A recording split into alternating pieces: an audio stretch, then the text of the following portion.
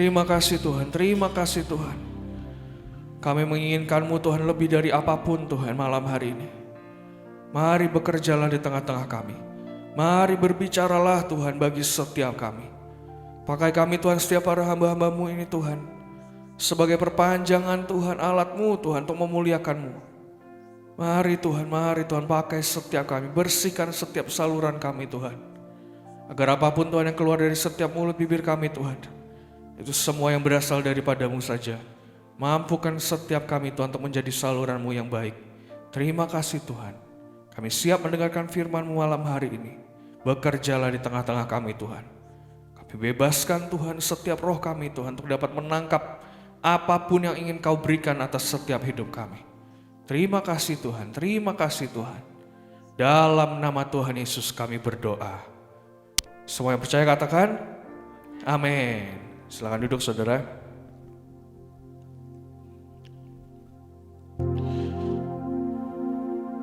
Shalom semuanya.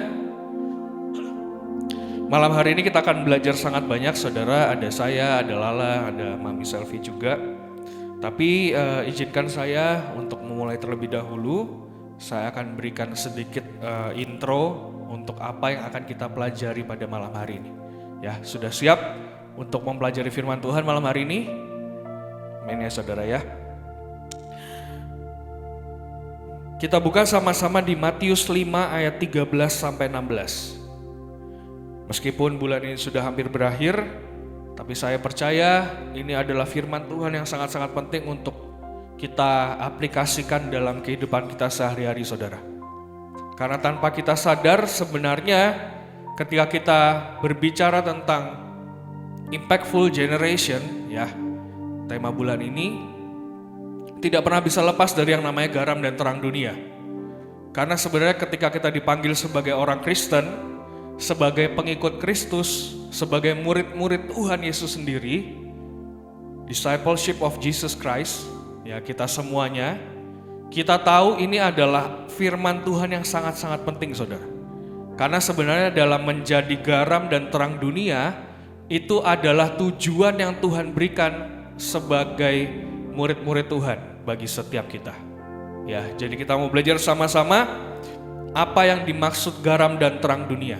Ya, saya boleh tunggu dulu penari-penari untuk siap supaya kita semua dapat menangkap ya saudara ya. Kalau kita baca di Alkitab saudara, Matius 5 sampai Matius 7 ini berbicara tentang khotbah di bukit. Ya, ayat pertama dan ayat kedua menjelaskan seperti ini saudara. Ketika Yesus melihat orang banyak itu, naiklah ia ke atas bukit, dan setelah ia duduk, datanglah murid-muridnya kepadanya. Maka Yesus pun mulai berbicara dan mengajar mereka. Ya, jadi ayat pertama dan ayat kedua ini menjelaskan kondisi ketika khotbah di bukit ini diberikan. Saat itu Tuhan Yesus naik ke atas bukit, dia bersama dengan murid-muridnya duduk di sekeliling dia, dan mendengarkan khotbah daripada Yesus, mendengarkan pengajaran daripada Yesus. Dan saat itu juga mungkin banyak orang berbondong-bondong datang kepada Yesus. Tapi sebenarnya Matius 5 sampai Matius 7 ini adalah firman yang Tuhan berikan kepada setiap murid-muridnya. Ya, kita tahu ketika kita sudah menerima Yesus, kita menjadi murid-muridnya, betul? Ketika kita menjadi orang Kristen, kita tahu Kristen adalah pengikut Kristus. Jadi firman Tuhan dalam Matius 5 sampai Matius 7 ini sangat-sangat penting dalam kehidupan kita sebagai murid Kristus, saudara. Sebagai pengikut Kristus. Ya.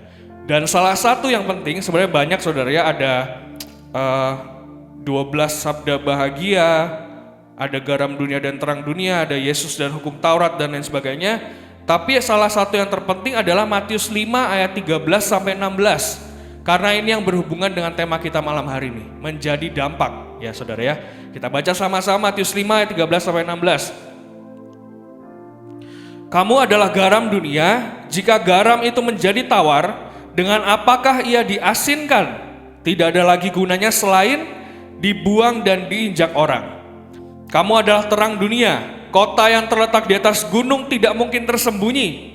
Lagi pula orang tidak menyalakan pelita lalu meletakkannya di bawah gantang, melainkan di atas kaki dian, sehingga menerangi semua orang di dalam rumah itu. Demikianlah hendaknya terangmu bercahaya di depan orang, supaya mereka melihat perbuatanmu yang baik dan memuliakan Bapamu yang di surga. Jadi Matius 5 ayat 13-16 ini saudara diperuntukkan untuk murid-murid Tuhan. Dan ketika dia berkata kamu adalah garam dunia dan kamu adalah terang dunia, itu artinya dia sedang menuju kepada orang-orang Kristen di akhir zaman juga saudara, yaitu setiap kita. Tuhan berkata kamu adalah garam dunia dan kamu adalah terang dunia. Tapi ketika kita melihat dalam satu pasal ini secara keseluruhan, sebenarnya fokus terpentingnya adalah seperti ini saudara. Jangan sampai kita kehilangan tujuan kita sebagai garam dan terang dunia. Kita baca saudara ya, kamu adalah garam dunia jika garam itu menjadi tawar. Kalimat kedua langsung berkata, jika garam itu menjadi tawar. Ketika dikatakan kamu adalah terang dunia, kota yang terletak di atas gunung tidak mungkin tersembunyi. Lagi pula orang tidak menyalakan pelita lalu meletakkannya di bawah gantang. Jadi sebenarnya perikop ini saudara, bukan hanya berbicara bahwa kita adalah garam dunia dan terang dunia. Tapi ketika kita belajar tentang firman Tuhan ini, Tuhan Yesus juga mengajarkan kepada kita jangan sampai engkau lupa tujuanmu di dunia ini. Tujuan kita, murid-murid Kristus, adalah membawa dampak bagi dunia ini. Jangan sampai yang pertama, kita menjadi tawar. Dan yang kedua, jangan sampai yang namanya terang di dalam hidup kita menjadi padam. Ketika dikatakan orang tidak menyalakan pelita lalu meletakkannya di bawah gantang, kita tidak tahu saudara bentuk gantang itu seperti apa. Tapi sebenarnya bentuk gantang itu seperti mangkok saudara ya. Jadi ketika dinyalakan pelita, habis itu ditutup mangkok, apa yang terjadi? Tidak terang, malah yang namanya terang itu justru mati saudara. Jadi jangan menjadi tawar dan jangan menjadi padam saudara. Itu yang Tuhan ingin ajarkan kepada setiap kita tentang menjadi garam dan terang dunia. Balik lagi saudara, dimulai dari hidup kita terlebih dahulu, baru kita dapat menjadi berkat bagi yang lain. Amin. Kalau garam dalam hidup kita menjadi tawar, bagaimana kita bisa mengasinkan yang lain? Kalau terang dalam hidup kita padam, bagaimana kita bisa memberi cahaya kepada yang lain? Semuanya dimulai dari hidup kita. Jadi saat ini saya mengajak semua kita untuk mengaca dari dalam hidup kita. Apa yang terjadi saat ini, hari-hari ini apa yang terjadi dalam hidup kita? Apakah kita sudah menjadi tawar? Apakah terang kita sudah padam? Karena kalau terjadi seperti itu saudara, bagaimana kita bisa menjadi garam dan terang dunia? Mari renungkan firman Tuhan, biar benar-benar ini menjadi perenungan bagi setiap kita dan didapati garam kita benar-benar tetap bisa mengasinkan dunia ini dan terang kita benar-benar bisa menuntun dunia ini kepada kebenaran. Amin. Oke, kita masuk kepada yang pertama yaitu garam. Garam ini saudara, waktu zamannya Tuhan Yesus, mungkin seringkali sekarang kita menganggap ya garam dunia ya udahlah garam aja gitu ya. Garam itu mungkin cuma ditaruh di meja makan kita, ya udah gitu aja.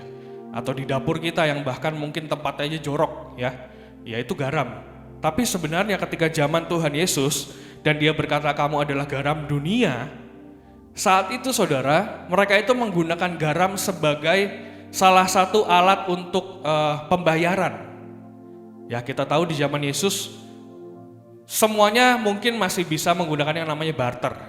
Ya, dan garam ini adalah sesuatu yang sangat-sangat berharga saat zamannya Yesus. Dan digunakan untuk menjadi alat pertukaran, alat barter, alat pembayaran. Dan ketika Tuhan berkata kamu adalah garam dunia, kau harus mengerti bahwa setiap dirimu adalah orang-orang yang berharga di hadapan Tuhan.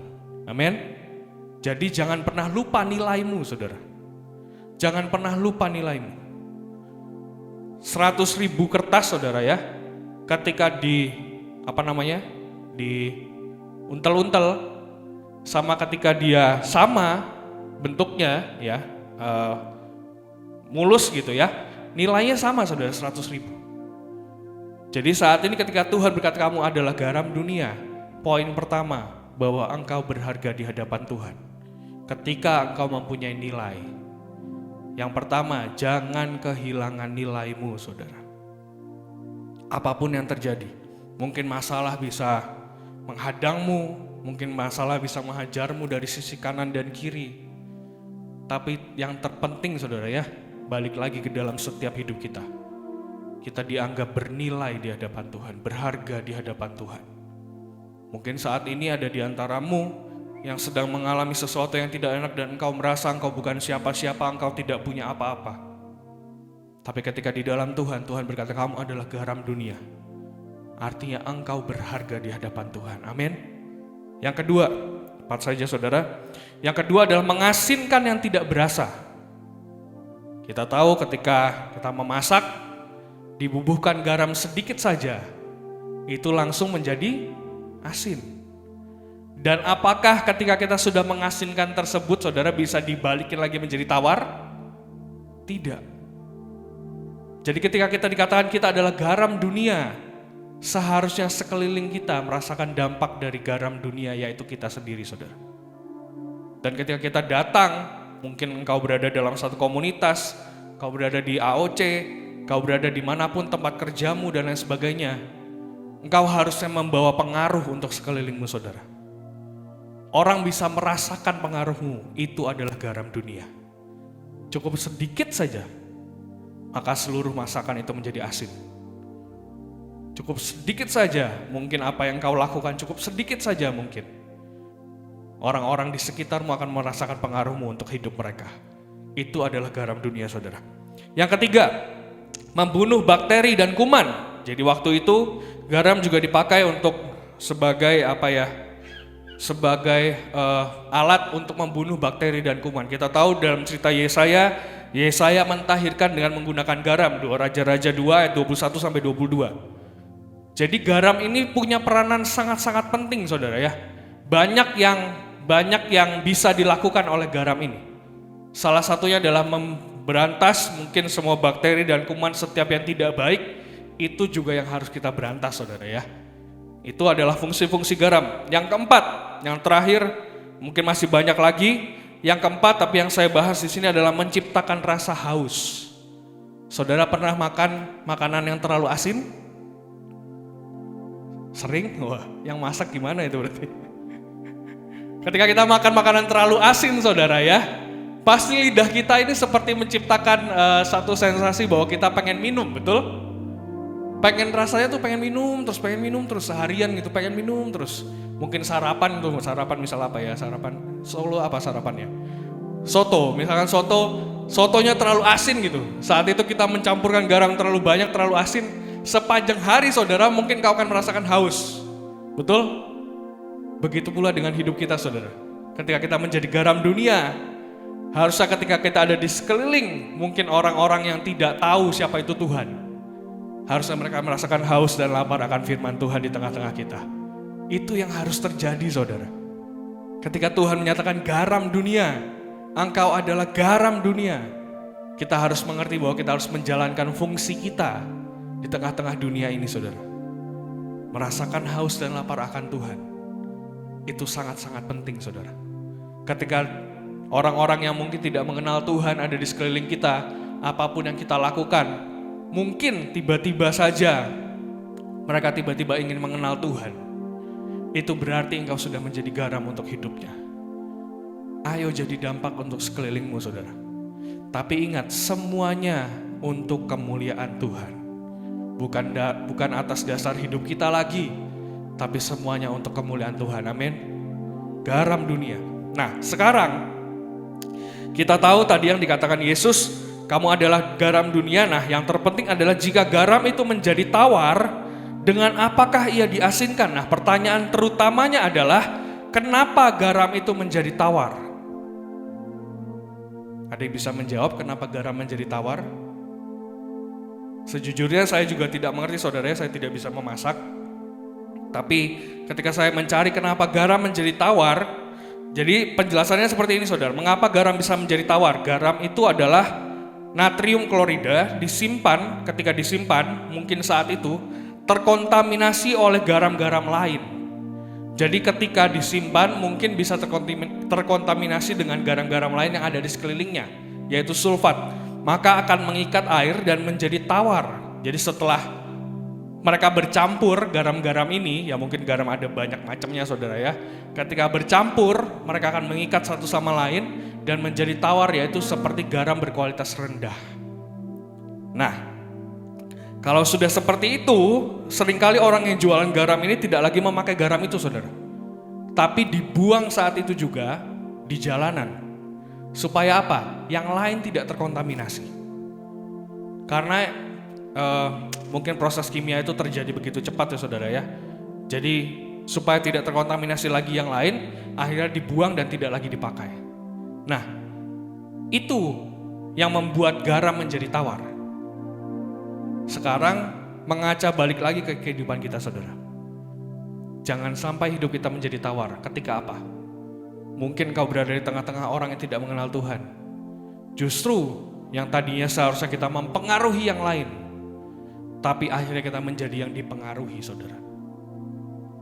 Faktor utama, kunci utama mengapa garam dapat menjadi tawar adalah ketika tidak lagi fungsimu berjalan untuk mempengaruhi yang lain, tapi justru engkau dipengaruhi oleh yang lain. Seketika itu juga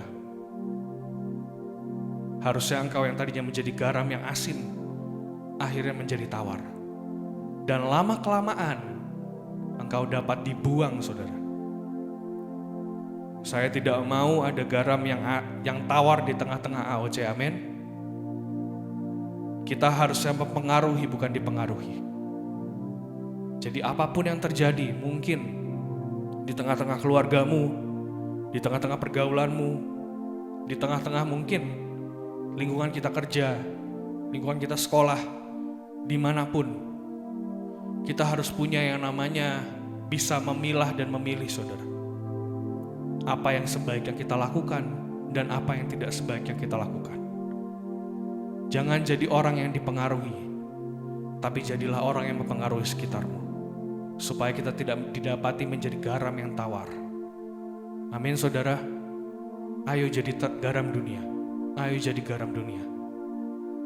Kita dipandang Tuhan sangat-sangat berharga saudara. Maka kita juga harus menjadi dampak bagi sekeliling kita dan membawa semuanya di hadapan Tuhan. Amin. Lanjut.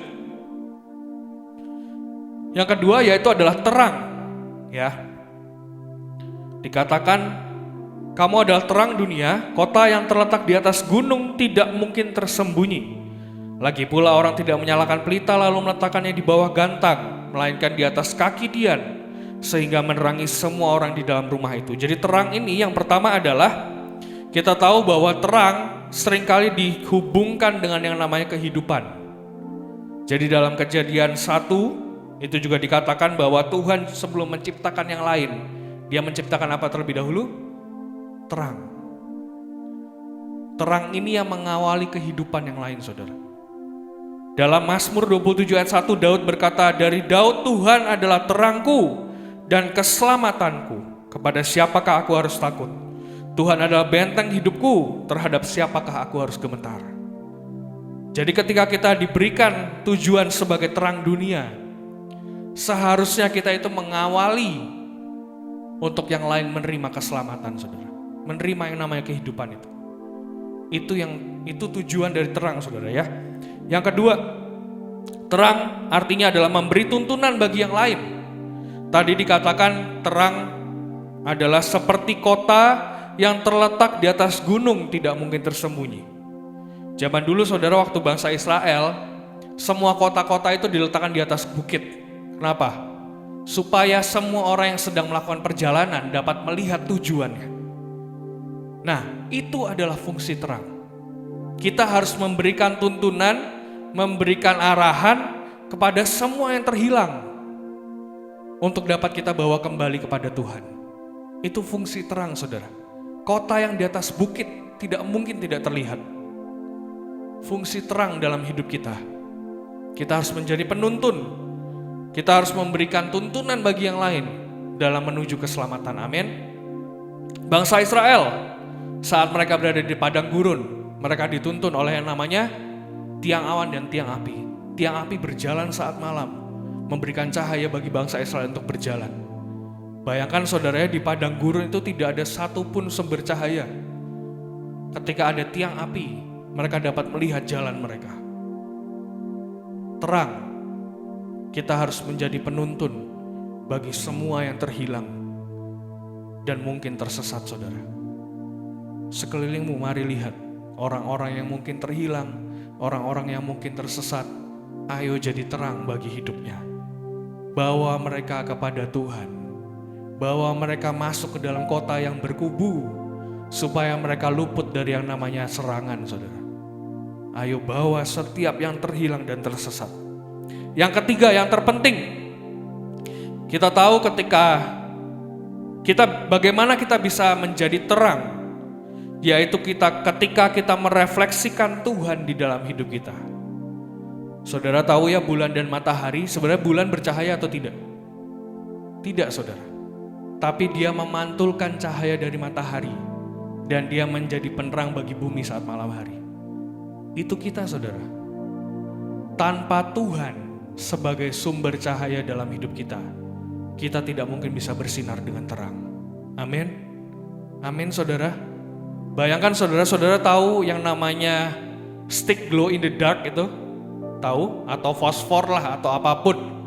Itu saudara ya, kalau saudara mau terangnya bisa benar-benar sangat-sangat terang, dia harus dijemur terlebih dahulu, betul? Sebelum dipotek-potek ya saudara, sebelum dipatah-patahkan, sebelumnya dijemur terlebih dahulu di bawah sinar matahari, baru setelah itu ketika kita mau memakainya, baru kita patah-patahkan, betul? Yang dijemur dan yang tidak dijemur, terangnya berbeda, saudara. Kenapa? Karena dia menyerap terang dari matahari. Itu setiap kita sebagai terang dunia, saudara. Kita ini glow in the dark. Kita ini seperti fosfor, saudara. Tapi yang terpenting bahwa kita harus menyerap terang daripada Tuhan. Sampai kita benar-benar bisa bercahaya di tengah-tengah kegelapan. Jadi kuncinya kita sebagai terang dunia adalah kita harus menempel erat dengan Tuhan sendiri sebagai sumber terang kita. Ketika kita menempel, ketika kita menyerap daripada Tuhan, kita akan bisa bersinar dengan terang, saudara. Amin. Malam hari ini kita belajar bagaimana menjadi garam dan terang dunia. Menempel kepada Tuhan. Menerangi setiap jalan yang gelap, itu juga butuh yang namanya konsistensi, saudara. Bayangkan mungkin ketika engkau berjalan malam hari, ada lampu jalan raya, lampu jalanannya kedap-kedip, saudara. Kadang ada, kadang tidak. Kadang ada, kadang tidak. Jalanannya juga bakal hilang, saudara ya. Makanya menjadi terang dunia juga harus konsisten. Benar-benar kita yang dipanggil sebagai terang, apapun yang kita lakukan, apapun yang kita perbuat, itu dapat menuntun setiap orang-orang yang terhilang kepada keselamatan. Malam hari kita belajar setiap tujuan kita. Yang pertama adalah menjadi garam dunia. Setiap yang tawar akan kita beri rasa melalui setiap hidup kita, saudara. Yang kedua adalah menjadi terang dunia. Setiap yang terhilang dan tersesat akan kita bawa kembali kepada yang namanya keselamatan. Garam dan terang dunia. Jangan menjadi tawar. Jangan dipengaruhi oleh sekelilingmu, tapi engkau harus mempengaruhi yang lain. Jangan sampai terangmu hilang di bawah gantang, saudara. Tapi kita harus terus menyerap yang daripada Tuhan, menyerap yang daripada Tuhan. Sampai kita benar-benar bisa mengalirkan, benar-benar bisa memancarkan setiap cahaya yang terbaik dari hidup kita. Menjadi terang bagi setiap kegelapan di tengah-tengah kita. Kita tahu itu adalah tujuan Tuhan memanggil kita sebagai orang Kristen. Manggil kita sebagai murid-muridnya, membawa yang terhilang kepada terang keselamatan itu sendiri, yaitu Tuhan sendiri. Saya berharap dengan firman Tuhan malam hari ini, tidak ada di antara kita yang justru terhilang sendiri, saudara. Justru menjadi tawar sendiri. Tapi seharusnya kita membawa dampak dan pengaruh yang besar untuk sekeliling kita. Amin. Dimanapun ada AOC, saya berharap dimanapun engkau berada, engkau anggota-anggota AOC, ayo mari jadi garam dan terang dunia. Amin. Terima kasih, Tuhan Yesus berkati.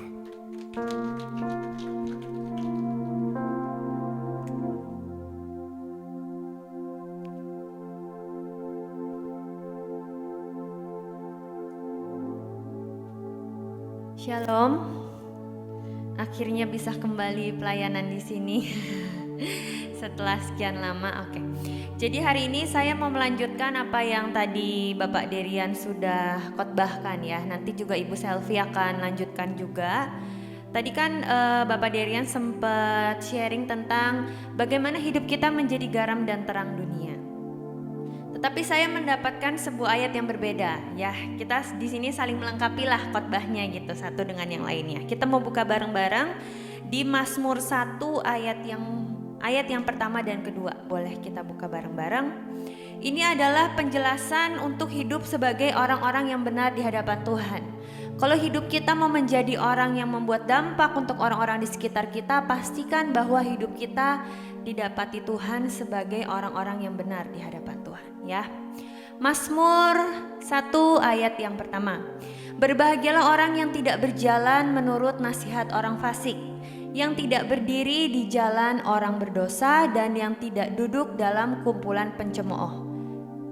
Belum ayat yang pertama dulu. Oke.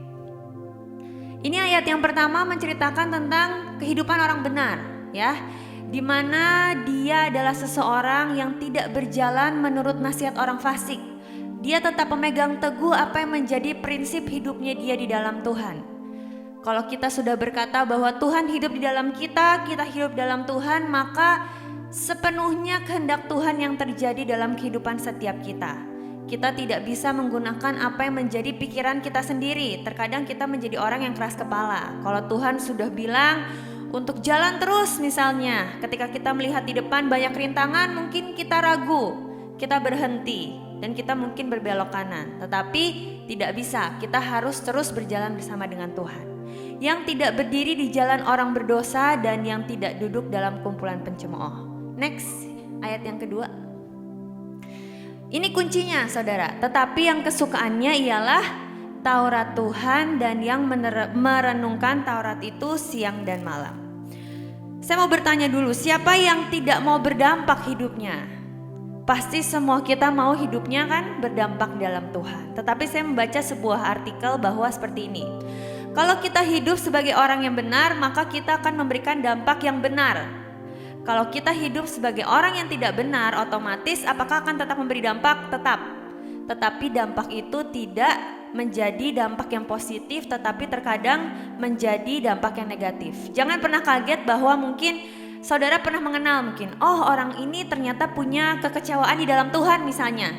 Tanpa kita sadar, teman kita yang sering bergaul dengan dia, ada juga yang punya kekecewaan tiba-tiba. Ada yang lari dari Tuhan tiba-tiba. Mungkin yang dulunya hidupnya sangat dekat dengan Tuhan, mengejar Tuhan, selalu pelayanan, selalu rajin dan lain-lain. Tetapi ketika bergaul dengan orang yang salah, dia bisa menjadi orang yang 180 derajat berubah. Ya, jadi kehidupan orang benar itu sangat berpengaruh. Apa yang kita berikan dampak untuk orang-orang di sekitar kita.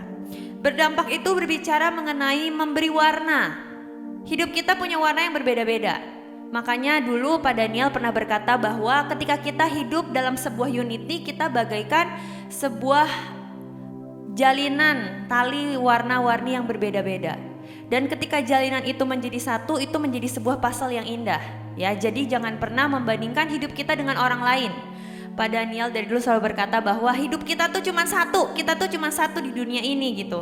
Mungkin kita selalu berpikir, oh teman kita hidupnya lebih diberkati misalnya. Kan selalu ditulis ya di iklan, rumput tetangga selalu lebih hijau gitu. Ya betul.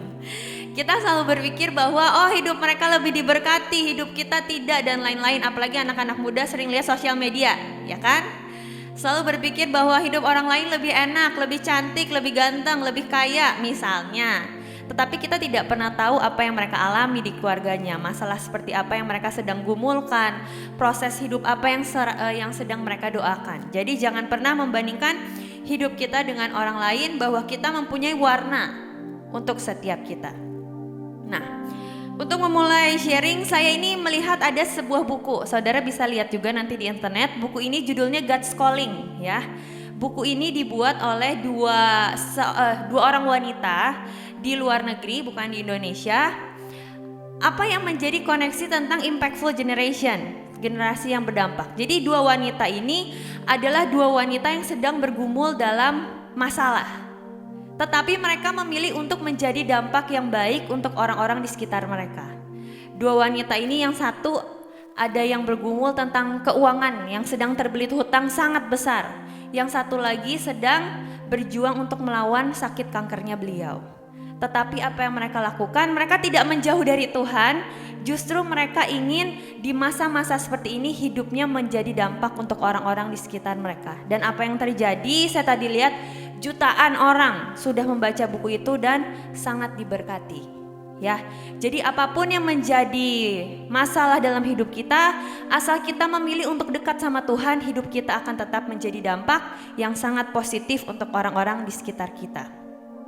Seperti yang dikatakan di Matius 5 ayat yang ke-14, kamu adalah terang dunia ya. Tadi sudah di-sharingkan oleh Bapak Derian, jangan pernah merasa bahwa kamu kecil.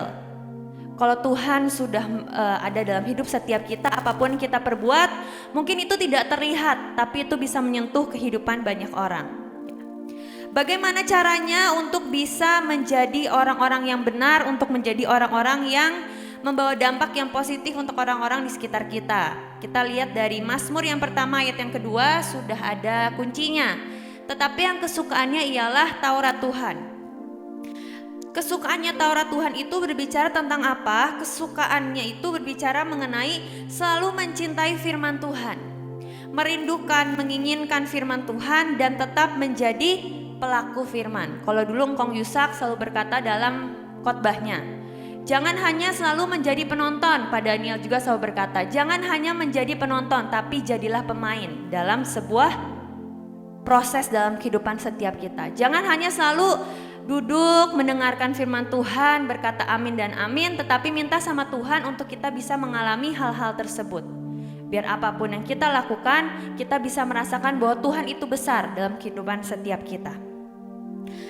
Ada banyak tokoh di Alkitab, ada banyak tokoh di dunia juga, ketika mereka mengedepankan bahwa firman Tuhan adalah yang terutama dalam hidupnya, hidupnya sangat diberkati ya. Contohnya ada Abraham Lincoln. Kalau saudara tahu, ia adalah seorang presiden ke-15 dari Amerika. Dia sejak kecil ternyata senang banget untuk baca Alkitab. Jadi dia senang ikut organisasi di gerejanya, dan Tuhan tidak pernah berhutang sampai suatu saat dia menjadi seorang presiden untuk Amerika. Ada juga Billy Graham, dia itu selalu berkata bahwa firman Tuhan itu adalah kunci untuk segalanya. Dia bahkan menyuruh semua orang jemaatnya untuk membaca Alkitab setiap hari ya. Kalau dulu saya selalu diajarkan dari kecil. Sejak kecil, papa saya, ayah saya, dan ibu saya selalu bilang, coba baca firman minimal 3 kali sehari. Kenapa 3 kali sehari? Karena ayah saya selalu berkata, kamu kan makan jasmani juga 3 kali katanya. Kenapa makan rohani selalu dikurang-kurangin? Kadang kita kalau capek, banyak kerjaan, banyak aktivitas sampai rumah, mungkin ada yang cuman baca 1 perikop mungkin, ada yang mungkin bacanya hanya Tuhan hari ini korting ya gitu. Mau gak makanan jasmani kita di korting katanya? Pasti kita lapar dong gitu. Sama seperti kehidupan rohani kita. Kalau rohani kita kehidupannya dikurang-kurangin, roh kita lapar enggak? Yang ada adalah ketika daging kita yang keluar semakin banyak. Kalau daging kita keluar semakin banyak, ketika kita dihadapkan dengan masalah demi masalah, yang keluar bukan yang dari Tuhan, tetapi banyak emosi biasanya. Kita dimarahin orang, dulu kita bisa menahan diri, bisa sabar, bisa berpikir tenang. Tetapi ketika kedagingan kita keluar, yang ada hanyalah marah-marah. Keputusan yang diputuskan secara cepat itu bukanlah yang baik. Keputusan yang diputuskan dengan kepala dingin itu jauh lebih baik. Jadi ketika kita bisa membaca firman lebih banyak, itu adalah fondasi kehidupan setiap kita. Ketika badai menghadang, ketika badai mulai menyerang hidup kita, kita akan menjadi batu karang yang teguh di hadapan Tuhan. Yang kedua, ketika dikatakan merenungkan firman Tuhan pagi dan malam ya. Merenungkan firman Tuhan pagi dan malam ini artinya apa? Kalau dikatakan pagi dan malam, otomatis orang ini merenungkan firman Tuhan setiap waktu dan tidak memberikan kesempatan untuk hal-hal negatif masuk ke dalam hidupnya. Firman Tuhan sendiri, apa sih firman Tuhan sendiri? Adalah pelita hidup setiap kita. Pelita untuk menerangkan jalan kita. Kalau kita jalannya udah mulai salah, itu seperti guidebook. Kalau saudara pergi misalnya ke luar kota, mengunjungi sebuah tempat wisata misalnya, pasti kan dapat guidebook ya, dapat buku pedoman gitu. Itu seperti firman Tuhan yang Tuhan berikan dalam kehidupan setiap kita. Sebenarnya kalau kita menghadapi masalah, semuanya itu sudah tercatat dalam firman. Cuman masalahnya, apakah kita mau tetap tekun membaca firman atau tidak? Karena terkadang kita sudah malas, kita sudah capek, kita sudah rutinitas. Mari perbaiki setiap hidup kita. Dan apa contoh yang bisa kita lakukan untuk bisa memberi dampak untuk orang-orang di sekitar kita? Ini saya mendapatkan sebuah ayat yang bagus. Ketika pelayanan kita bisa memberi dampak untuk orang-orang di sekitar kita ya. Jadi terkadang kalau kita bertemu sama orang, mungkin orang itu hanya berkata seperti ini, saya cukup jadi jemaat, duduk baik-baik, tetapi saya tidak mau melayani. Nah, apakah itu benar? Katanya. Ada orang berkata seperti ini, saya hanya cukup ingin menjadi jemaat, tetapi tidak mau terlibat banyak dalam pelayanan. Tetapi tertulis di dalam Alkitab di 1 Yohanes 2 ayat yang ke-6, bahwa barang siapa mengatakan bahwa ia ada di dalam Dia, ia wajib hidup sama seperti Kristus telah hidup. Nah, apa yang sudah Tuhan Yesus lakukan selama di dunia? Dikatakan di Matius 10 ayat yang ke-45.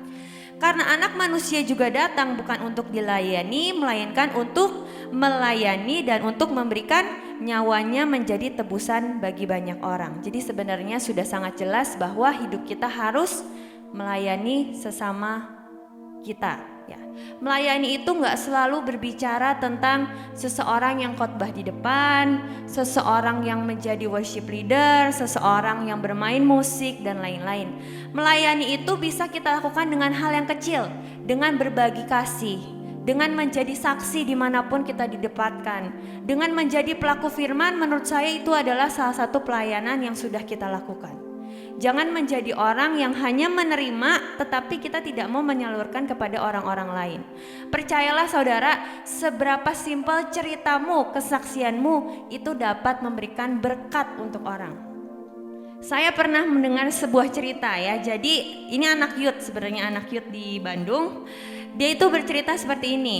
Jadi waktu dulu dia itu umur ya sekitar SMA lah.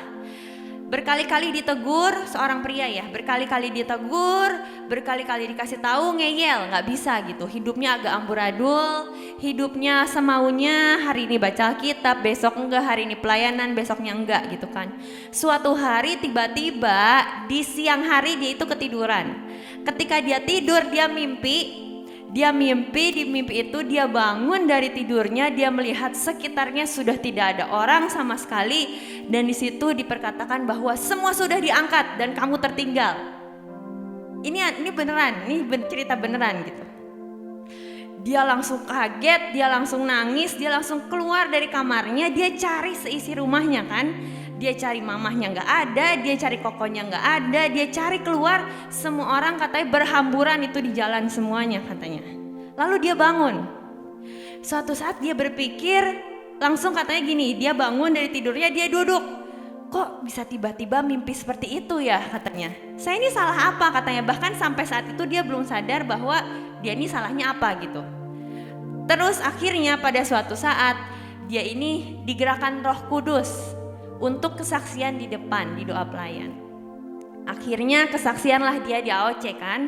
Dia kesaksian, dia bilang bahwa masa pengangkatan itu nyata katanya. Saya ini udah dibawa Tuhan mimpi gitu. Tanpa dia sadar, dia sudah menyadarkan orang-orang di sekitarnya gitu. Untuk tetap bergantung sama Tuhan dan jangan sampai kelewatan ketika Tuhan datang. Jangan sampai ketika Tuhan datang kita tidak diangkat. Sesimpel itu gitu. Terkadang Tuhan hanya memberikan mimpi-mimpi sebagai warning, sebagai reminder. Dan mungkin kita kadang bertanya-tanya, apakah itu bisa menjadi dampak ya buat orang-orang di sekitar kita? Bisa sekali. Asal kita mau manut sama Tuhan, asal kita mau ikut sama Tuhan. Kesaksian yang kedua. Ketika saya pergi waktu itu Tuhan izinkan gitu. Saya ikut Putri Indonesia. Tuhan ingatkan bahwa jangan lupa ya perkataan ayah saya, katanya. Jadilah berkat dimanapun engkau ditempatkan. Bukan hanya, dia selalu bilang jangan hanya jago di kandang gitu, jangan hanya jago di tempat engkau dibesarkan pelayanan gitu. Tetapi ketika engkau di luar bergabung dengan orang-orang sekuler, jadilah tetap berkat dan jadilah tetap terang untuk mereka semua. Ketika saya datang ke sana ikut kompetisi, ikut acara, Tuhan itu selalu menaruh dalam hati saya, dengarkan setiap curhatan mereka. Jadi kalau misalnya waktu selama karantina, itu tuh kita pasti kan perempuan ya, kalau perempuan kan pasti suka ngobrol, pasti gitu. Suka gosip lah, suka ngomong-ngomong apapun semuanya diceritakan gitu kan. Terus saya di sana hanya menjadi seorang pendengar yang baik, saudara. Sampai suatu saat ada seorang teman gitu, apapun yang dia rasakan dia cerita terus sama saya. Sampai satu titik, aduh Tuhan capek gitu. Udah kegiatannya sampai malam, sampai jam 11, setengah 12, bahkan jam 1, besoknya harus bangun lagi jam 4 gitu. Tapi dia cerita terus tanpa henti gitu kan. Saya sampai aduh Tuhan gimana, Tuhan cuman ngomong dalam hati saya, dengerin apa yang dia cerita katanya. Sampai satu titik saya dengerin, akhirnya saya istirahat. Sampai suatu saat selesai karantina dia itu datang sama saya. Lah katanya, saya mau ngomong dong sama kamu katanya. Kenapa sih kok kamu mau dengerin cerita saya katanya. Cerita saya kan membosankan, intinya kayak curhatan doang gitu. Tetapi itu membuat saya tuh damai katanya. Membuat saya tuh menjadi orang yang plong. Dulu saya tidak bisa bercerita tentang diri saya ke orang banyak. Tetapi ketika saya menemukan seseorang yang bisa saya intinya ceritakan semuanya, hidup saya menjadi damai dan hidup saya menjadi berubah katanya. Mungkin hal-hal yang simpel seperti itu gitu. Hal-hal simpel seperti itu bisa memberikan dampak yang besar untuk orang-orang di sekitar kita. Yang terakhir, sebelum saya memberikan kepada ibu saya. Di kejadiannya di AOC juga. Jadi sebenarnya ketika saya mendengar tema bulan ini Impactful Generation, itu sebenarnya sebuah tema yang sebenarnya susah sih, tapi kalau kita mau nurut sama Tuhan, pasti kita bisa menjadi dampak kok untuk orang-orang di sekitar kita gitu. Saya lupa apakah saya pernah sharingkan di tempat ini atau belum. Ceritanya seperti ini saudara, ada seorang pelayan, dia itu hampir setiap minggu 1 hari, dia selalu membagikan nasi.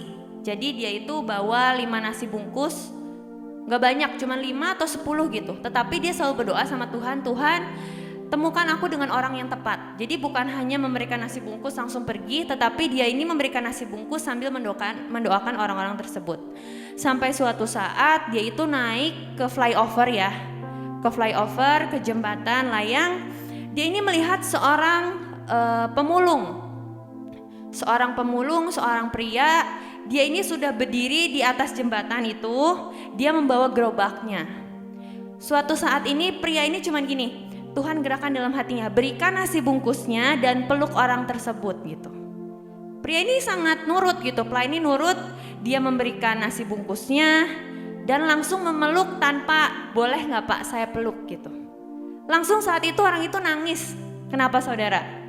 Ternyata pemulung itu bercerita seperti ini, sedih sih sebenarnya. Pemulung ini itu punya seorang istri yang sedang hamil. Dia tidak punya uang sama sekali.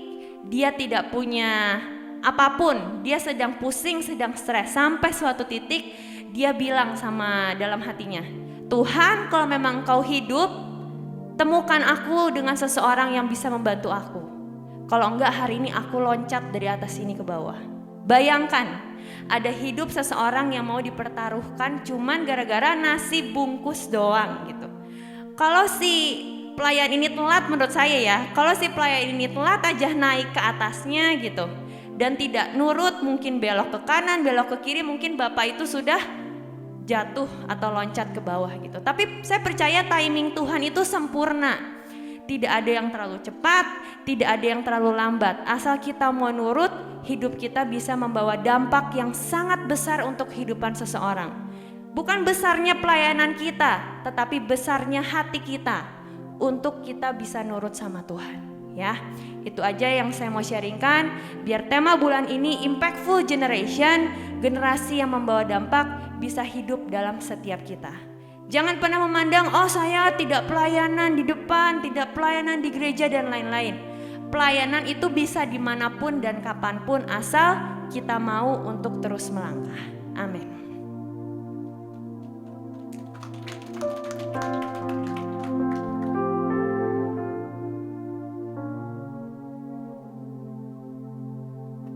Shalom. Tes ya. Saudara, tadi sudah dibagikan banyak hal tentang tema bulan ini, Impactful Generation, ya. Saya bisa lihat di situ.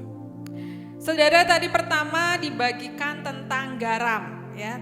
Di sini pun di PPT saya ada tentang garam, tapi ya saya tidak akan bercerita semua. Tadi sebagian sudah dibagikan oleh Derian. Saudara, ada satu yang ketika saya membaca sebuah artikel, saudara, ternyata kegunaan garam itu lebih dari 14.000 ya untuk kehidupan kita.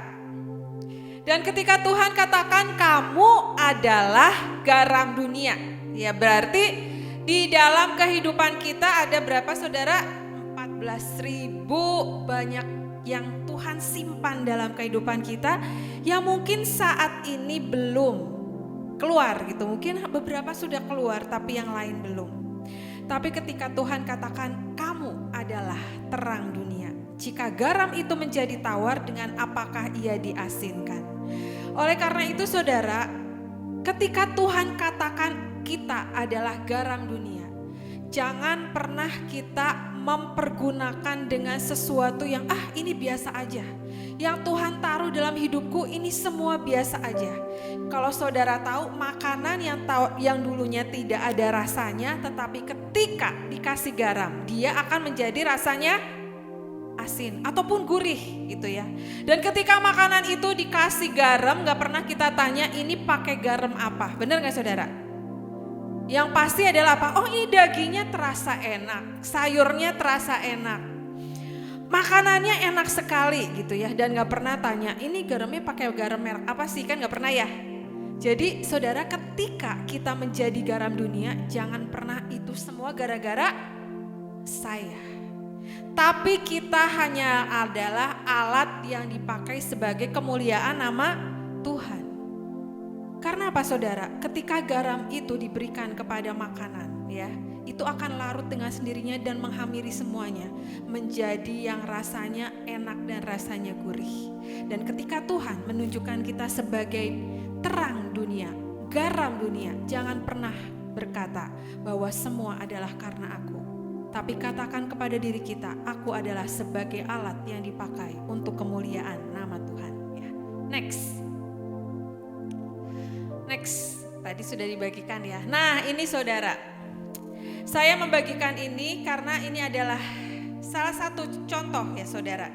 Jadilah orang yang tidak mudah menyerah. AOC selalu berkata apa? Jadilah orang-orang yang never give up, tidak mudah menyerah ya. Di sini ada fotonya siapa saudara? Fotonya Kesia ya. Saudara, ini salah satu bukti ya yang membuat apa saudara? Memacu diri saya pun untuk menjadi orang yang tidak mudah menyerah. Mungkin kita kadang mengukur gini, oh karena dia sudah berumur, dia menjadi orang yang tidak mudah menyerah. Karena apa? Sudah banyak makan asam garam. Biasa kan sekali dikatakan itu ya. Oh dia orang itu. Saudara, enggak dilihat dari umur ternyata saudara. Tapi apa? Kekuatan hidup kita bersama Tuhan seperti apa? Iman kita di dalam Tuhan seperti apa? Saudara, saya punya kesaksian ya. Ini adalah Kesia waktu ikut Jakarta Fashion Week ya. Saudara bisa lihat dia yang berdiri di depan dan Pragawatinya berdiri di belakang dia ya. Ini sesuatu yang ajaib buat saya saudara. Awalnya adalah gini saudara, dia minta gini, mama aku ingin les model ya. Dan saya ikutin dia, mami aku mau les model, les setiap hari, seminggu 2 kali saudara. Tapi saudara, saya tuh kadang berpikir gini ya, Casey tuh bisa enggak gitu ya. Tapi dia tuh mantap hati, mami aku bisa gitu. Dan beberapa bulan kemudian saudara adalah perlombaan ya, perlombaan. Mami aku mau ikut, daftarin, udah saya daftar gitu ya. Dan saudara ketika udah semangat dia daftar, udah make up, udah berpakaian yang paling bagus lah, terbaik udah dipilihkan. Pulang-pulang dia sedih saudara, mami aku gak menang, pialanya ada di orang lain katanya gitu. Sedih dia saudara. Dan ketika itu saya bilang gini, udah Kes gak apa-apa gitu ya. Saudara 2 minggu kemudian ada lagi perlombaan. Saya itu jadi mamahnya malah gini saudara, udah dek gak usah ikut, nanti kalau dede sedih lagi mami tuh gak tega gitu ya. Tapi dia gini, mami pokoknya harus ikut, daftarin aku harus ikut gitu ya. Terus saya bilang, Kes beneran? Iya mami katanya, tapi nanti waktu Kesia perlombaan mama gak ada. Saya bilang, mama pelayanan sama papa. Gak apa-apa ditemenin aja sama yang lain. Oke gitu saudara. Dan ketika waktu dia perlombaan, saya benar pelayanan bersama Pak Daniel ya. Saudara ketika saya mendapat telepon saudara, yang ajaib yang membuat saya terharu gitu saudara ya. Dia pulang membawa 4 piala saudara, luar biasa ya. Saudara sampai gini, Tuhan saya mamahnya aja kenapa saya menyerah dengan keadaan yang dihadapi anak saya. Tapi dia memiliki sesuatu apa? Iman yang kuat, keyakinan bahwa aku bisa, aku gak akan mudah menyerah. Kegagalan tidak membuat aku untuk mundur. Kegagalan itu justru memacu aku untuk tetap lebih lagi dan belajar. Coba di sini ya, ada gak yang kayak saya gitu ya? Aduh gak usah ikut nanti daripada nanti nangis atau sedih gitu ya. Tapi saya jujur saya belajar dengan anak saya. Kadang kita memikirkan orang yang lebih tua, yang lebih bisa gitu ya. Tapi enggak begitu saudara. Bagaimana pengikutan kita akan Tuhan? Apakah kita percaya 100% bahwa apa yang kita hadapi membuat kita untuk terus maju dan tidak ragu-ragu? Ataukah kita melihat Tuhan, pertolonganmu mana untuk hidupku? Seolah-olah pertolonganmu tidak ada dalam hidupku. Tapi Tuhan berkata apa? Rancanganku adalah rancangan yang terbaik. Ya, saudara ketika bawa pulang 4 piala, saudara saya tanya, pialanya apa aja dek? Piala di Instagram, piala juara catwalknya, piala baju yang terbaik, banyak saudara. Sampai dia tuh udah naik, udah turun, naik lagi gitu ya. Ini adalah apa? Suatu bukti cinta Tuhan buat hidup kita. Ketika kita tidak menyerah dengan keadaan, ketika kita menganggap semuanya itu kok tidak ada pertolongan, tapi di balik semuanya itu Tuhan sedang mempersiapkan yang terbaik. Ya mungkin kalau dulu menang 1 piala saudara, tapi Tuhan bilang, wah anakku bisa untuk melewati ini, aku siapkan 4 piala gitu kan ya. Dan kita gak pernah tahu saudara apa yang akan terjadi di depan kita.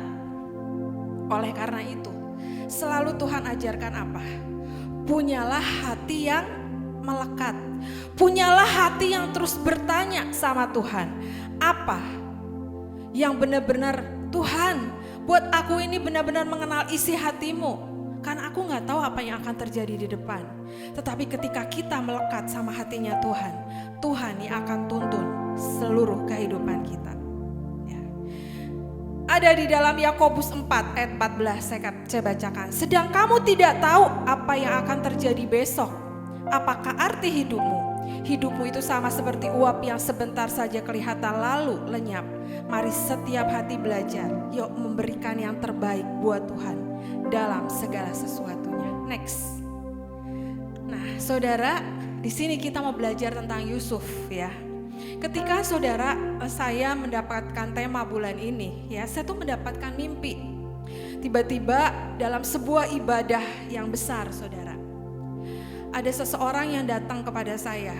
Ada 2 banner saudara, mau ambil yang mana gitu ya. Saya langsung pilih banner itu, tulisannya adalah kekayaan Yusuf. Dan ketika saya berdoa, Tuhan tema apa bulan ini? Tema bulan ini adalah, nah mari jadilah orang-orang yang membawa dampak. Saudara jangan dipikirkan bahwa kekayaan Yusuf adalah jasmani yang banyak kita raih. Tapi justru ketika Tuhan katakan kekayaan Yusuf apa? Ada hal-hal rohani yang bisa kita tangkap. Ada hal-hal rohani yang bisa kita gali saudara. untuk kita bisa tema bulan ini jadi dalam kehidupan kita. Yang di sini ya, di dalam Kejadian 37 ayat 24. Dan mereka membawa dia dan melemparkan dia ke dalam sumur. Sumur itu kosong, tidak berair, ya. Saudara, Yusuf itu ya, waktu dia datang kepada saudara-saudaranya, ya, tiba-tiba saudara-saudaranya membuang dia, memasukkan dia ke dalam sumur. Ya, Yusuf tidak tahu apa yang akan terjadi sebelumnya gitu ya. Tapi ketika dia dibuang, dimasukkan ke dalam sumur, ya. Dan saya baca gitu ya, sumur itu ternyata ada kalajengking dan ularnya. Dan di cerita itu dikatakan Yusuf itu menangis dengan sekeras-kerasnya, saudara. Dan ketika dia menangis, saudara-saudaranya itu ia tidak mendengar, ya. Saudara-saudaranya ia tidak menolong gitu ya, dia ditinggalkan begitu saja gitu. Dan saudara, saya belajar dari sumur itu adalah sebuah proses, ya. Dikatakan apa? Di dalam sumur itu ada proses kerendahan hati. Di mana mungkin saat itu Yusuf mau marah, Yusuf kecewa, Yusuf pahit hati. Di situ Yusuf dipotong semua kekecewaan, pahit hati, dan semua ketidakpuasan, kemarahan. Yusuf tidak menjadi marah, Yusuf tidak menjadi kecewa, Yusuf tidak menjadi pahit hati. Tapi ketika dia dibuang ke dalam sumur, ya, dia belajar apa yang namanya disebut kerendahan hati. Saudara, ketika kita mengalami sesuatu, ya, pergumulan, segala sesuatu yang terjadi dalam kehidupan kita, yang mungkin buat kita itu sesuatu yang tidak mengenakan gitu ya. Bagaimana respon kita awalnya? Apakah akan muncul kemarahan? Apakah akan muncul kepahitan? Ya, itu tergantung dari apa? Kedekatan hidup kita bersama Tuhan seperti apa? Ya. Saudara, contoh aja ya, kalau air gitu di gelas diisi penuh gitu ya, terus kita goncangkan, pasti kan akan ada yang tumpah, saudara. Ya. Dan ketika kita digoncangkan, air itu akan menjadi tumpah, yang keluar karakter kita yang awal apa? Apakah kita bisa benar-benar cool spirit ketika kita menghadapi? Apa kita menghadapi ada yang meluap dari hati kita? Di sini Tuhan berkata, mari nak belajar. Yusuf itu punya hati yang rendah hati. Yusuf itu mau belajar, mau untuk benar-benar dibentuk sama Tuhan, ya. Dan saudara, kalau kita memikirkan sumur gitu ya, kita kan mengidentikan bahwa di dalam sumur itu ada apa? Saudara, ada air, ya. Jadi semakin dalam gitu ya, ada proses dalam kehidupan kita. Air itu akan membersihkan setiap kita, akan mentahirkan setiap kita, dan kita akan timbul seperti emas yang benar-benar dimurnikan, dibersihkan. Bukan dalam berarti, saudara, ketika proses terjadi dalam kehidupan kita, itu bisa dilihat apa kedekatan kita sama Tuhan apa.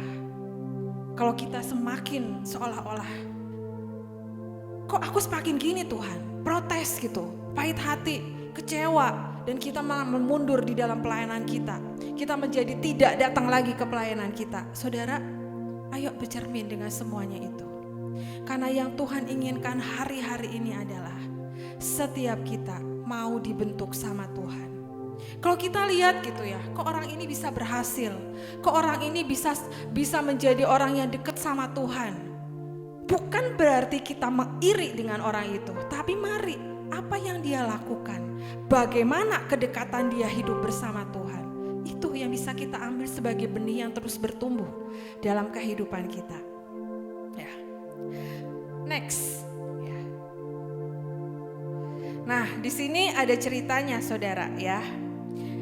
Kejadian 39 ayat 1 sampai ayat 6. Saya bacakan ya, biar kita bisa mengerti. Adapun Yusuf telah dibawa ke Mesir, dan Potifar seorang Mesir, pegawai istana Fir'aun, kepala pengawal raja, membeli dia dari tangan orang Ismail yang telah membawa dia ke situ. Tetapi Tuhan menyertai Yusuf sehingga ia menjadi seorang yang selalu berhasil dalam pekerjaannya, maka tinggallah ia di rumah tuannya orang Mesir itu. Setelah dilihat oleh tuannya bahwa Yusuf disertai Tuhan dan bahwa Tuhan membuat berhasil segala sesuatu yang dikerjakannya, maka Yusuf mendapat kasih tuannya dan ia boleh melayani dia. Kepada Yusuf diberikannya kuasa atas rumahnya dan segala miliknya diserahkannya pada kekuasaan Yusuf. Sejak ia memberikan kuasa dalam rumahnya dan atas segala miliknya kepada Yusuf, Tuhan memberkati rumah orang Mesir itu karena Yusuf. Sehingga berkat Tuhan ada atas segala miliknya, baik yang di rumah maupun yang di ladang. Segala miliknya diserahkannya pada kekuasaan Yusuf, dan dengan bantuan Yusuf, ia tidak usah lagi mengatur apa-apapun selain dari makanannya sendiri. Adapun Yusuf itu manis sikapnya dan elok parasnya. Saudara, di dalam Kejadian 39 ayat 1 tadi dikatakan, ayat 2 dikatakan, tetapi Tuhan menyertai Yusuf sehingga ia menjadi seorang yang selalu berhasil dalam pekerjaannya. Maka tinggallah ia di rumah tuannya. Ya, dikatakan apa saudara? Yusuf selalu berhasil. Karena apa saudara? Ada penyertaan Tuhan. Coba kita baca di Mazmur 1 ya. Ayat 3, ia seperti pohon yang ditanam di tepi aliran air, yang menghasilkan buahnya pada musimnya, dan yang tidak layu daunnya, apa saja yang diperbuatnya berhasil. Jadi kuncinya apa saudara? Tadi udah dibagikan sama Lala, ayat 1 dan 2, apa? Yang kesukaannya adalah Taurat Tuhan. Jadi bagaimana kalau kita mau disertai Tuhan? Ya jangan pernah melupakan Taurat Tuhan, membaca firman Tuhan sebagai kunci kekuatan kita. Mungkin kita katakan gini, Tuhan aku membaca firman Tuhan setiap hari, kadang aku ngerti kadang enggak gitu. Kalau zaman dulu waktu engkong katakan apa, yang enggak ngerti masukin ke dalam kulkas katanya. Nanti suatu saat kamu akan mengerti dan kamu akan mengeluarkan dari kulkas gitu kan. Saudara, beberapa waktu yang lalu saya berdoa. Tuhan katakan, nak, membaca firman itu adalah seperti kita makan setiap hari. Kita makan sehari 3 kali, kamu bisa kenyang. Kalau kita gak bisa makan, gak bisa baca firman setiap hari dengan sebanyak mungkin, bagaimana kerohanian kita bisa dipenuhkan? Kita mau isi kerohanian kita dengan apa? Dengan semua yang jasmani dalam kehidupan kita. Nanti yang keluar karakter dari hidup kita apa? Yaitu kesombongan, kemarahan, cepat ikut dengan hal-hal yang dunia gitu. Tapi yang dikatakan hari ini temanya apa adalah menjadi dampak buat sekeliling kita yang apa? Bukan yang dunia, tapi yang apa yang Tuhan rindukan? Yang ilahi. Ayo mari punya nilai yang ilahi, yang daripada Tuhan. Tadi banyak contoh saudara. Beberapa waktu yang lalu saya pelayanan ke sebuah desa saudara. Desa itu masuk mobilnya udah sampai masuk mobil, jadi saya ikutin mobil pelayan ya saudara. Tapi waktu pulang saya bilang gini, Derian kita bisa pulang lagi sendiri nggak? Nggak mami, kok nggak lama dia saya nggak bisa karena masuk ke dalam gitu ya. Dan saudara, ketika kami di sana ya fellowship bersama, duduk di teras dengan tikar gitu saudara. Banyak yang hadir, tapi dengan sebuah kesederhanaan yang ada, saudara. Ya, udah gitu, udah makan bersama, udah sharing bersama. Waktu itu kami pulang, harus jalan kaki dulu gitu ya, untuk sampai di mobil. Ketika kami sampai di mobil, saya menunggu. Ada sebuah rumah kecil, saudara. Ya, dia lantainya pun bukan dari tehal, saudara, masih dari plesteran. Itu ada warung kecil di situ. Saya tanya sama bapaknya, Pak ini rumah siapa? Ini rumah saya Bu, katanya. Pemilik rumah yang tadi ibadah. Ya. Pak di sini yang tinggal siapa? Saya bilang, Bu kami di sini menampung orang-orang yang tidak punya rumah. Jadi sebagai rumah singgah, orang-orang yang belum punya rumah. Di sini Bu, kamar ini ada 3 kamar atau 4 kamar. Yang ini kamar ibu ini, yang kamar ini kamar keluarga ini gitu ya. Saudara, waktu saya mendengar itu ya, dari sebuah kesederhanaan dia gitu ya saudara. Tapi dia punya rumah dia masih untuk bisa punya hati menampung orang-orang yang ada di sekitarnya gitu. Ya mungkin dia bisa untuk berbuat yang lain, gak bisa di rumah saya, ataupun saya kosin lah mungkin gitu ya, saya juga butuh uang lebih gitu. Tapi ketika rumah itu dijadikan untuk rumah singgah bagi orang-orang yang tidak punya rumah, orang itu gak usah bayar saudara. Tapi sampai di situ dia bisa mendapatkan rumah, orang ini bisa untuk tinggal di sana dan keluar, sudah punya tempat tinggal, masuklah orang-orang yang lain untuk mendapatkan bisa tinggal di sana. Saudara, dari sebuah kesederhanaan, dari sebuah sesuatu yang hati yang rindu untuk melayani Tuhan. Jadi saudara, ketika kita belajar menjadi dampak buat orang lain, mungkin kita berbicara gini, aku gak bisa untuk berkhotbah, aku gak bisa berdiri di panggung ataupun melayani Tuhan, bukan di panggung saudara, di mesbah ya. Tapi dengan sebuah kesederhanaan dan Tuhan taruh dalam setiap kehidupan kita, apapun mari menjadi dampak. Orang-orang yang membawa dampak untuk lingkungan sekitar. Ya. Saudara, lanjut ya. Next PPT-nya, next lagi. Oke, di sini belajar tentang Mesir, saudara. Waktu Yusuf ya dibeli oleh Potifar dan dia bekerja di Mesir, saudara. Udah dia diangkat menjadi pegawai Potifar. Akhirnya apa? Ya. Dia difitnah, saudara. Akhirnya ketika dia difitnah ya oleh istri Potifar, dia dimasukkan ke dalam apa, saudara? Masukkan ke dalam apa? Penjara. Ya. Ketika sudah diangkat gitu ya, saudara. Akhirnya karena sebuah fitnahan, dia dibuang ke dalam penjara. Tapi apa yang dilakukan Yusuf? Dia menjadi orang yang patah hati gitu, atau dia menjadi orang yang kecewa? Enggak, saudara, dikatakan di sini di firman Tuhan. Kejadian 39 ayat 21. Tetapi Tuhan menyertai Yusuf dan melimpahkan kasih setianya kepadanya dan membuat Yusuf kesayangan bagi kepala penjara. Sebab itu kepala penjara mempercayakan semua tahanan dalam penjara itu kepada Yusuf, dan segala pekerjaan yang harus dilakukan di situ dialah yang mengurusnya. Jadi saudara, Yusuf ketika difitnah, dijual, dibuang gitu ya, dimasukkan ke dalam sumur. Di sini kita bisa belajar apa? Jadilah orang-orang pertama tadi tidak mudah menyerah. Yang kedua, jadilah orang-orang yang bisa dipercaya. Bukan dipercaya aja dengan orang-orang dengan sesama kita, tapi jadilah orang-orang yang bisa dipercaya oleh Tuhan. Ya mungkin kita bisa gitu ya. Kita bisa menyembunyikan banyak hal dengan orang-orang di sekeliling kita. Mungkin gitu ya, kita juga bisa membohongilah leader kita, teman kita. Tapi Tuhan tahu apa yang ada dalam kehidupan kita. Jadilah orang-orang yang tidak mudah menyerah. Jadilah orang-orang yang benar-benar bisa dipercaya dan apa? Berkualitas, punya nilai. Apa yang nilai yang keluar dari kehidupan kita? Next, lanjut ya. Nah, ini saudara. Ya. Dikatakan di dalam Kejadian 41 ayat 45 ya. Ya.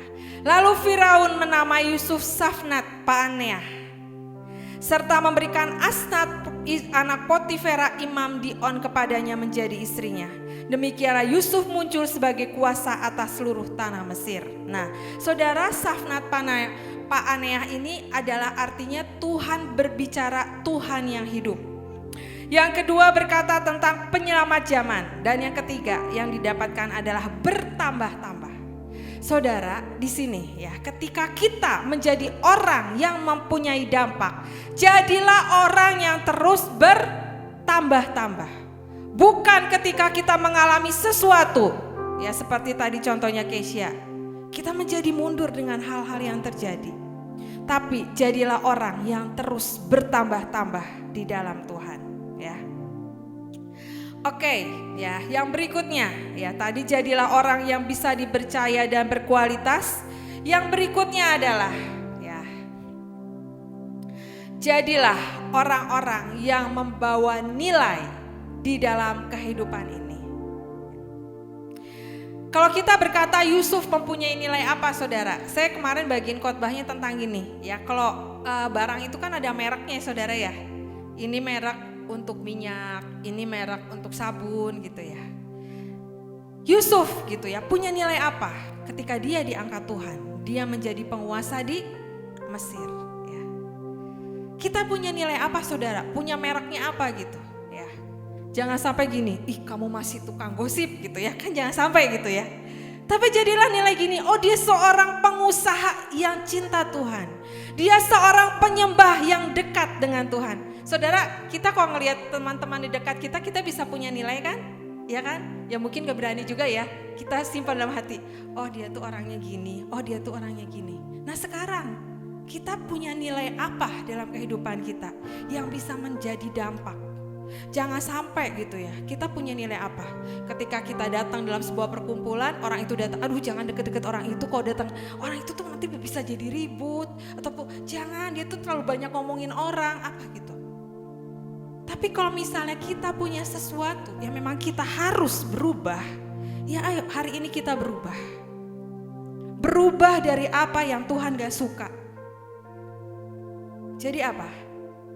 Tema bulan ini, kita punya value nilai yang keluar dalam kehidupan itu apa?